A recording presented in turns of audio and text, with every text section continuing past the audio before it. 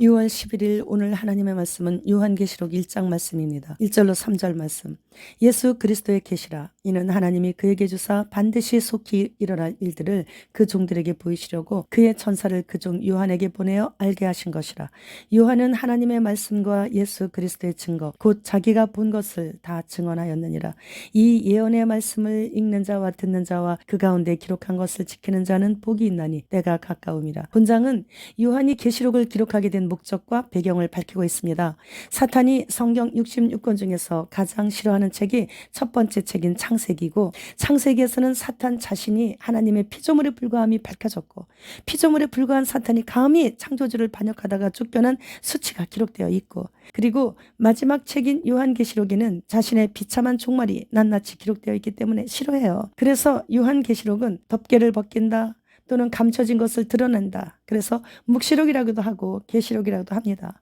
오늘 본문 1장에서는 사도 요한이 반모섬에 갇힌 죄수의 몸으로 있는 기간 동안에 안식 후 첫날인 어느 주일에 성령님의 감동을 받아 환상 가운데 예수 그리스도의 계시를 받고 그것을 기록하라는 주님의 명령을 쫓아 그 내용을 기록한 뒤 평소에 자신이 목회하고 관리했던 소아시아 서쪽 끝의 7교회에 주후 96년경에 편지 형식으로 써보낸 그 편지가 바로 성경 66권의 맨 마지막 책인 요한계시록입니다. 앞으로 속히 될 일을 환상 가운데서 본 배경과 감히 범접할 수 없는 장엄하신 예수 그리스도의 모습과 어미하신 명령에 관한 것들을 기록했습니다. 10절 말씀. 주의 날에 내가 성령에 감동되어 내 뒤에서 나는 나팔소리 같은 큰 음성을 들으니. 15절 하반절 말씀. 그의 음성은 많은 물소리와 같으며 14장 2절 말씀. 내가 하늘에서 나는 소리를 들으니 많은 물소리와도 같고 큰 우레소리와도 같은데 내가 들은 소리는 검은 고 타는 자들이 그 검은 고를 타는 것 같더라. 예수 그리스도의 음성에 대해 사도 요한이 들은 목소리는 큰 나팔 소리와도 같고 큰 물소리와도 같고 큰 우레소리와도 같다고 기록했습니다. 초림 때 예수 그리스도의 음성은 이렇지 않았죠. 또한 그리스도께서 입으신 옷은 발에 끌릴 정도의 긴 옷과 가슴에는 금띠를 띠셨고 머리카락이 색은 흰 양털 같고 흰눈 같으며 그의 눈은 활활 타는 듯한 불꽃 같고 그의 발은 풀무불에 단련한 빛난 주석 즉 놋과 같고 오른손에는 7별이 있고 그의 입에서는 좌우에서 날선검이 나오고 그의 얼굴은 해가 힘있게 비치는 것 같다고 10절로 16절 말씀까지 웬만한 화가는 그냥 귀로 들으면 다 그릴 수 있을 정도로 아주 세밀하게 표현을 했습니다. 동쪽에서 솟아 올라오는 해나 서쪽 산으로 뉘엿뉘엿 지는 해는 멀리서 바라볼 수 있어요. 두 눈 똑바로 뜨고. 그러나 힘있게 비치는 해는 절대 두 눈으로 바라볼 수 없습니다. 실명합니다. 이렇게 요한을 통해 우리 주 예수 그리스도의 음성과 그리고 옷차림 이런 모든 것들을 보여주신 거예요. 초림 예수 그리스도 때하고 정반대죠. 재림 예수 그리스도의 모습은 엄청난 것입니다. 그리고 또 요한을 통해 마지막 때에 일어날 일들을 미리 보게 하셨는데 사탄의 세력이 완전히 괴멸하고 그리스도께서 최종적으로 승리하시고 세상 종말의 엄청난 대격변 과정을 거친 후에 마침내는 교회와 성도의 최종 구원이 이루어지는 새하늘과 새 땅의 도래가 실현되고 세상 마지막 때에 있을 모든 일들과 하나님 보좌가 계시는 새 예루살렘이 내려오기까지를 다 세세하게 기록해 놓으셨어요. 그래서 우리는 영원히 변하지 않고 썩지 않는 더 좋은 것을 바라볼 수 있기에 이 땅에서의 좋은 것들을 다 버릴 수 있었던 것이죠.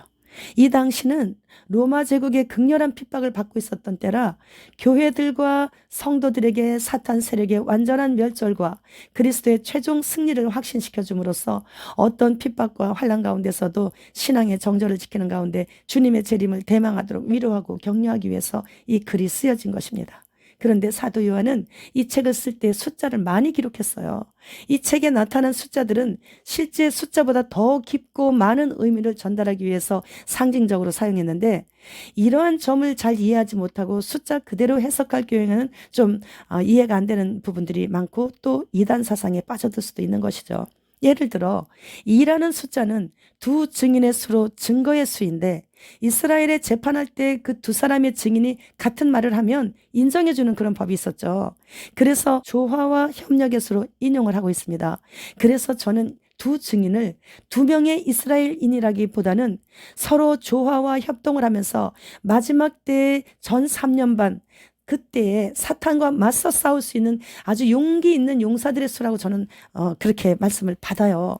또 한 가지만 더 예를 든다면 14만 4천의 수인데 이 숫자는 하늘의 수인 12에 충만한 수인 10을 삼위의 하나님의 사역의 숫자인 3제곱을 한 숫자인데 마지막 때 환란이 본격적으로 불기 직전인 전 3년 반 동안에 현재 지금 사탄도 함부로 할 수 없는 하나님의 인을 받은 그리스도의 군사들로서 믿음 없이 종교생활 하는 자들과 불신자들 중에서도 예수님을 경외하는 선한 그런 양심의 사람들이 있어요. 그들을 깨워 그리스도의 군사로 한 명 한 명 세워나가는, 그래서 부흥을 시키는, 하나님의 나라를 확장을 시키는 그런 역할을 감당하는 자들을 저는 가리킨다고 보고 있습니다.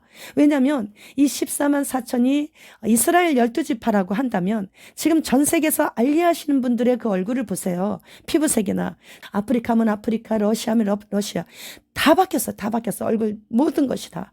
그렇기 때문에 저는 전 세계에 흩어져 있는 용기 있는, 용감한, 그래서 사탄도 건들지 못하는 하나님의 인을 받은 자들이라고 저는 생각해요.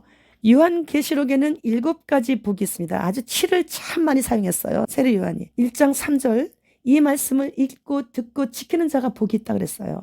7가지 복 중에 이 말씀을 읽고 듣고 지키는 자. 그러니까 읽고 듣고까지가 아니에요. 지키는 자까지가 복 있는 자고, 그 다음에 또 14장 13절 말씀에 주님 안에서 죽는 자. 똑같이 죽는 거지. 뭐가 달라? 아니죠.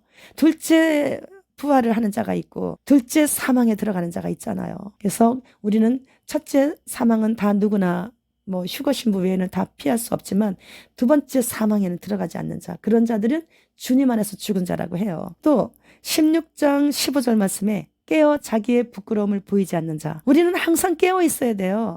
자기의 부끄러움이 있다면 그거는 빨리 고치고, 안 되면 회개하고 도와달라고 성령님께 말씀을 드려서 그것을 사탄 마귀에게 빌미를 주지 않는 자. 그 다음에 19장 9절 말씀에 천국의 혼인잔치에 초청받은 자, 복 있는 자죠. 20장 6절 말씀, 첫째 부활에 참여하는 자. 그렇죠. 22장 7절 말씀, 이 책에 기록된 예언의 말씀을 지키는 자. 그러니까 우리는 말씀을 듣고 읽고 지켜야 돼요. 지키는 자가 복 있는 거예요. 22장 14절 말씀, 자기 두루마기를 빠는 자, 즉 깨끗하게 회개하는 자, 성결의 삶을 사는 자. 이렇게 7가지 복을 받은 자들이 있는데 우리 여기에 다 들어가야 돼요. 예수 그리스도께서 승천하신 이후부터 재림의 때까지는 인간편에서 볼 때는 항상 지금 보세요. 얼마나 임박한 긴장의 시간의 연속입니까? 기다리다 지치기도 하고 말이에요. 그리고 또 시간도 없고. 그러므로 요한은 자신이 본 그 모든 것, 곧 하나님의 말씀과 예수 그리스도의 증언을 하나도 빠짐없이 이 책에 전부 기록했는데, 복 있는 자는 말씀을 읽고 듣고 지킴으로써 언제든 닥칠 수 있는 종말을 준비하는 자라는 것이죠. 우리 지금 휴거가 우리엔 종말이에요. 휴거의 그날이.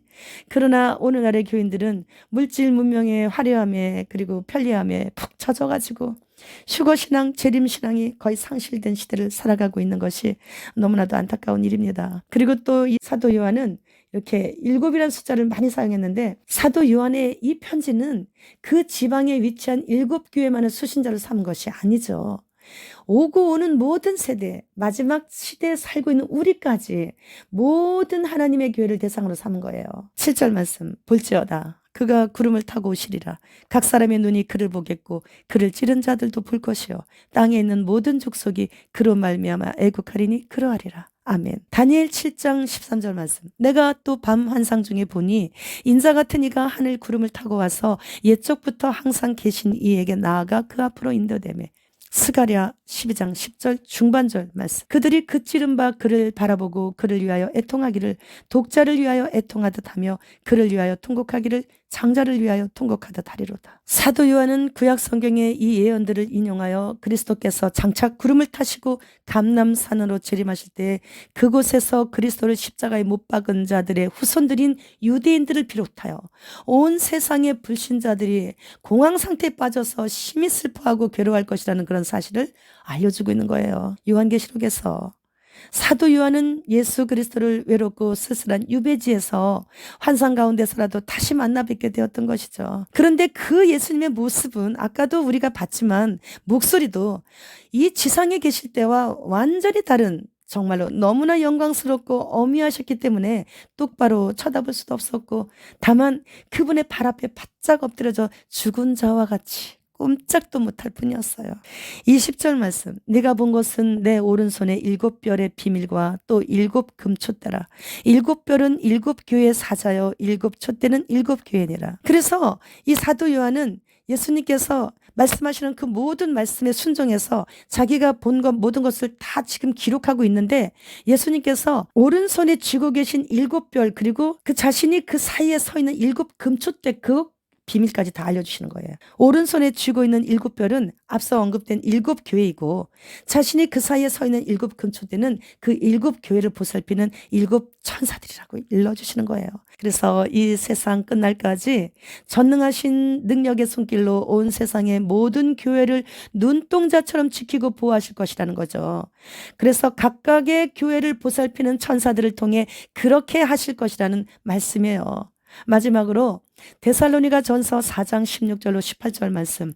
주께서 호령과 천사장의 소리와 하나님의 나팔 소리로 친히 하늘로부터 강림하시리니 그리스도 안에서 죽은 자들이 먼저 일어나고 그 후에 우리 살아남은 자들도 그들과 함께 구름 속으로 끌어올려 공중에서 주를 영접하게 하시리니 그리하여 우리가 항상 주와 함께 있으리라. 그러므로 이러한 말로 서로 위로하라. 우리는 휴거에 동참할 수 있도록 이러한 말로 서로 위로하며 모일 수 있는 날까지 힘써 모여야 한다는 말씀이에요. 휴거 신부들은 사도 바울처럼 세상의 모든 것들을 다 내버릴 수 있어야 돼요. 그러기 위해서는 범사에 하나님을 인정하며 고백해야 하고, 사탄 방해 못하도록 늘 말씀에 귀 기울이고, 갑자기 떠오르는 죄, 무심코 저질렀던 모든 생각나는 죄, 허물, 그런 것들을 즉시로 회개하고 지난날에 하나님의 인도하심 속에 안연하게 살아올 수 있었던 모든 일에 너무 감사했습니다. 기도하고 감사하고, 그리고 현재 자신의 신앙 상태를 점검하면서 동방박사들이 전부 출발을 각각했죠. 그리고 별만 따라가는 거예요. 그러다가 갑자기 별이 멈추는 바람에 서로 다들 만나게 된 거예요, 거기서. 그래서 그들은 예수님을 만날 때까지 외롭지 않았고, 그리고 예수님을 만난 이후에 또 돌아갈 때도 서로 외롭지 않았죠.